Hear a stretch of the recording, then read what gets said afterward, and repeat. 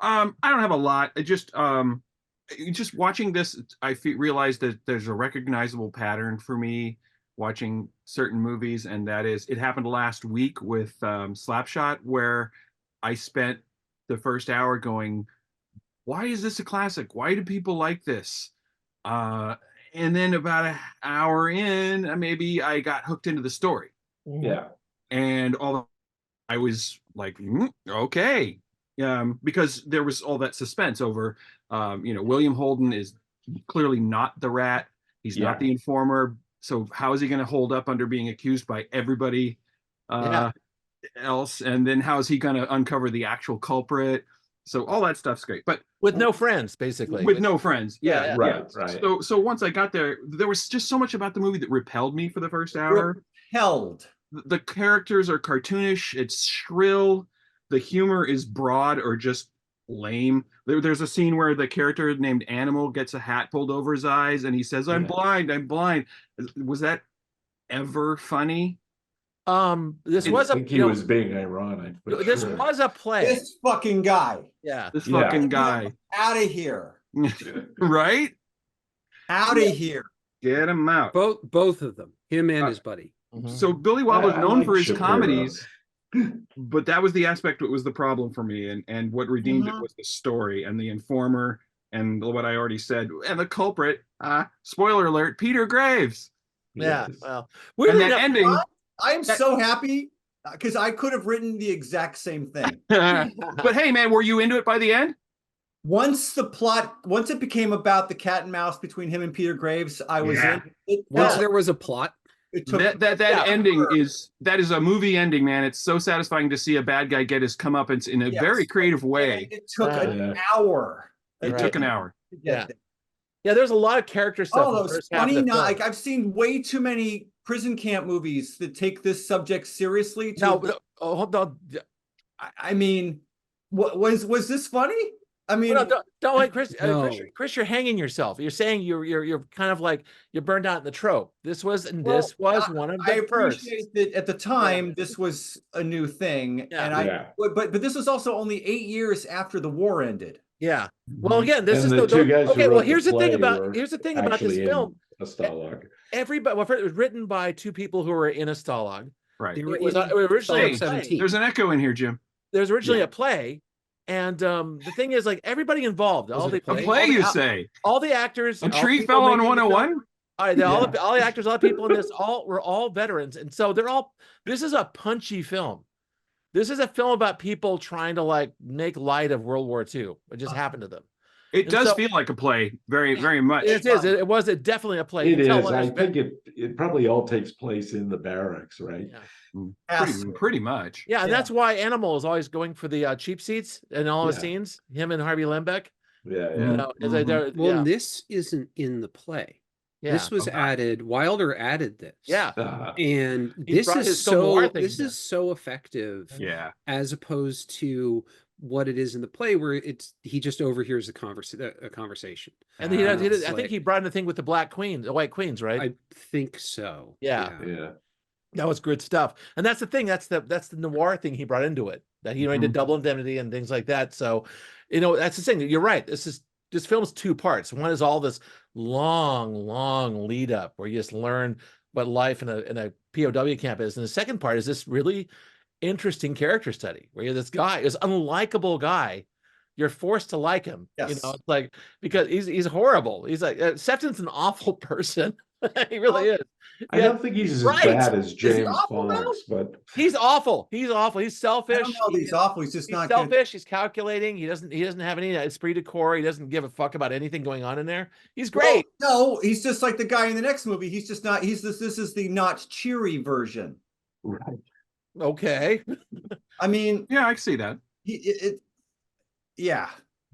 I just felt like there's 20 really good minutes surrounded by 100 or by an hour and 40 minutes of just shit comedy. Like it And that's the part that Hogan's Heroes grabbed with both hands and said, Oh, yeah. was the Oh, shit dude. comedy. Yeah. It's not even funny how much they stole from that. Wow. Well, they got sued. Yeah, they The got guys sued. the That's how guys who much wrote they this stole. sued. Exactly.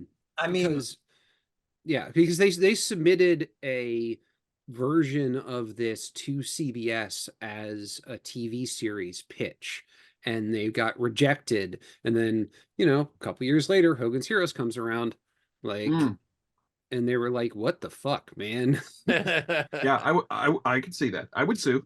Well, but contextually, there's something about watching Hogan's Heroes with the 3 camera with the laugh track where it almost worked. I mean, that show is lame, and I thought autofocus was kind of fascinating behind the scenes view of that. Yeah. But and again, Scott, you're right. Like I'm looking at this movie having seen a million prison camp movies, most of which are horrible. Like, I mean, maybe I shouldn't have watched Schindler's List last month. Or yeah, okay. Watching the clownish buffoonery, I mean, I will. it's I do so want to say. I broad. do want to say something though. On that note, is that there's a huge, huge difference between German POW camps and concentration camps. Yeah, Oh, it's yeah. a different camp. Yeah, I get it. But not only were they different camps, the Germans really did treat the Allied prisoners POWs. pretty well. Yeah. Like Except for the Soviets. yeah, well, that's a Yeah, different thing. they had a thing about the Soviets, But the way Well, that they were the part way of that the the Allies. It's Americans just these guys are clowns, yeah. and I don't like they. as you're saying, Tad, finish off your thought. Well, just my great uncle was in a POW camp for a while. Like he was What was his captured. rank? Do you remember? He was enlisted. He might have been a sergeant. Because there was like 3 levels of how these POW camps work. The Yeah. privates, even below NCO, they were put to work. Right. It was pretty miserable. It was like he was not in a work camp. I think Yeah. he was in an NCO camp. NCO camps were a little better because and like that, and the officer camps were quite nice. He was so, he was like, yeah, we played baseball all the time. Like the guards were nice to us. Like, yeah, people would try to escape and get shot. That's a thing that happened. And Yeah. it's like it didn't really get bad until right because he was in the camp through the end of the war. Like they were Wow. liberated by the Soviets. Mhm. And he said towards the end the food started running out. Well, And that's when shit got bad. yeah. It was like, but up until then, it was pretty like I don't think he would look at something like this as being too far off of reality. Right. Like it and then on the other movie we'll get into that, but the Japanese stuff is way different. Yeah. Like One of the things I noticed about I've watched this film like 5 times maybe, and I always missed the beginning. I was always coming. It's on cable. I'll start watching it in the middle somewhere, and we'll go to the end. But I realized the setup with Manfredi and Johnson, these guys getting to go escape and then go out and get mowed down by the Germans with a 30 caliber machine gun they borrowed from the United States. Didn't use their own. But things you notice. But anyway, like that's actually a really grim start of this film. It's like, Yes, it's like, and it's like, it sets the stakes up pretty high. And that's where the tone of this movie is so uneven. yeah, I know. Like, it's just that's a weird thing. It's like, And weirdly, that's where Hogan's Heroes. I mean, did anybody ever die or get shot or anything? never, from not Hogan's once. Heroes? Lots of Yeah. threats. Hey, Right, they had right. a Gestapo agent who was a comic relief. He'd show up once in a while and crack jokes. Right. I mean, Yeah. it's like that show is just, that doesn't really affect this thing.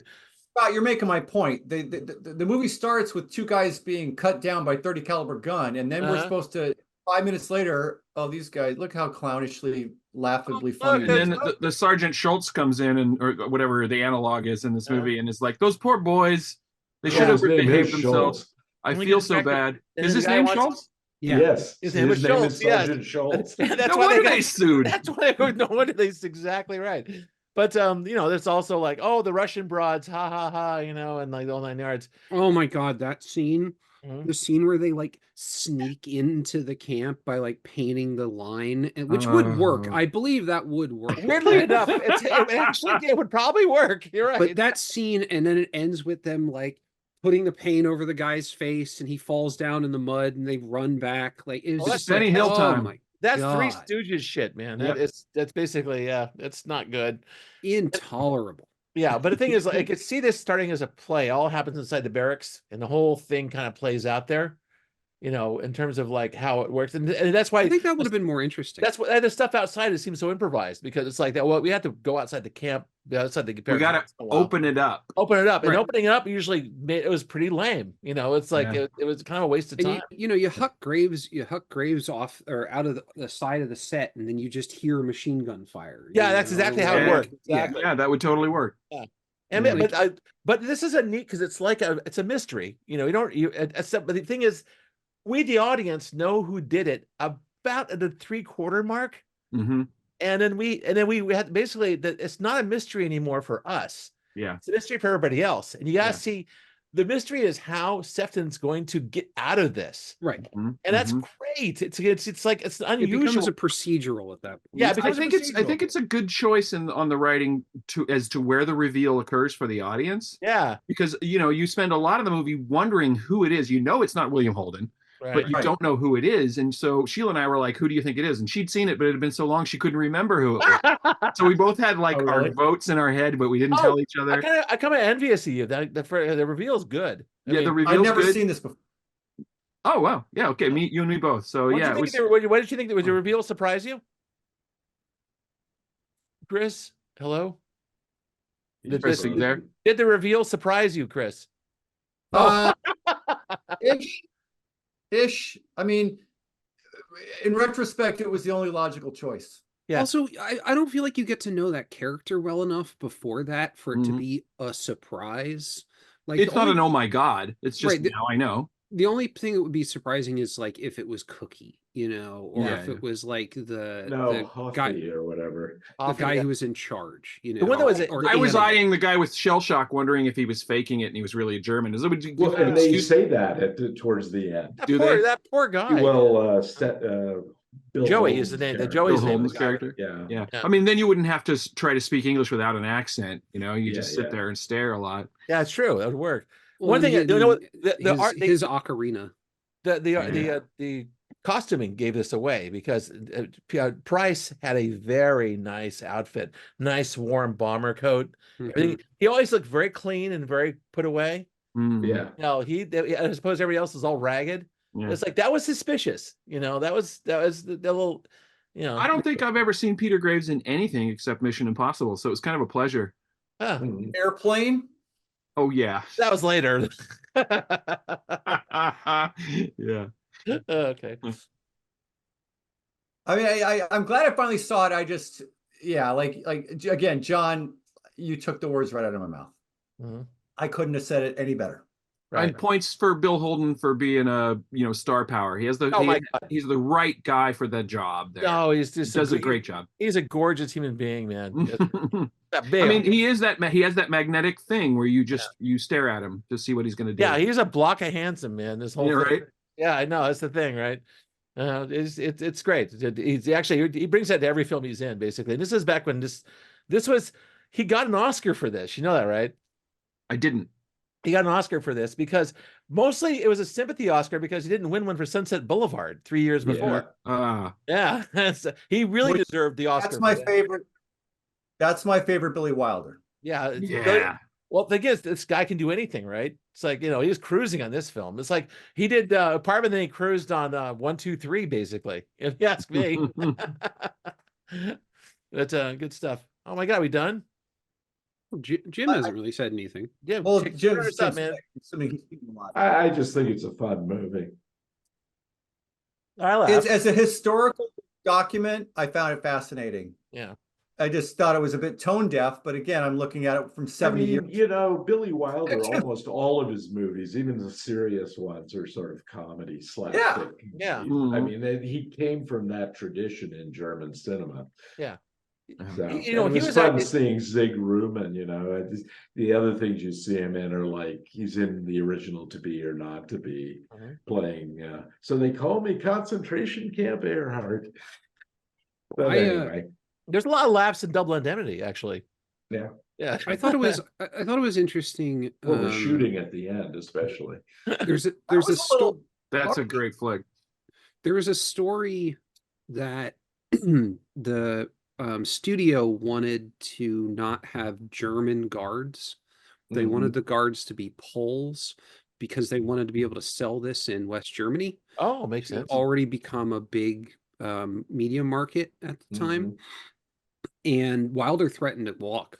because he had family in concentration camps, Right. and so he literally was like, no, this was the Germans.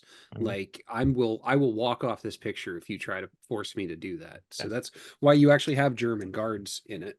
A good point. I was And gonna make. again, they all speak German without subtitles. Yeah. One Yeah, thing I did like that. one Yeah. thing I liked about this film is that all the American POWs picked up a lot of German in this. Yes, That was kind of Oh, yeah. neat. It's like Yeah. they've been there for a couple of years, and when they're singing the song, they sing the right, song, they yeah. know all the stuff. They Soldaten, and like they use all these German phrases and basically casually the entire Mhm. film. That felt really neat. The German they were spouting when they were all dressed as Hitler, when they all Oh had my the God, mustaches on. It was very funny. the Glock, Gesundheit, the Mustenkugel, and the yeah. Yeah. Gesundheit auf Wiedersehen. Billy Wilder was given the key to the city of Vienna in the early 60s. I think it was around the time of Wow. 1, 2, 3. And he said, "It's a pleasure to be here, and thank you for giving me the key to the city. The last time a Wilder was in Vienna, we got sent off to concentration camps and killed." Oh, jeez.